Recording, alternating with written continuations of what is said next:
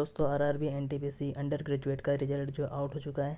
आप सभी अपने अपने जोन की वेबसाइट पे जाकर देख सकते हो। ये जो है चेन्नई जोन का जो है कट ऑफ की लिस्ट है, जिसमें यूआर की जो है 84.21, एससी की 81.87, एसटी की 78.46, ओबीसी की 84.21, ईडब्ल्यूएस की 82.74, ईएसएम की 65.20 और आरएचआई की 58.63 और आरएलडी की जो है 80.35 जो है कट ऑफ गई है। आप सभी जो अपने अपने जोन की वेबसाइट पर जाकर देख सकते हो। आप देख सकते हो ये 24 मई 2026 को जो है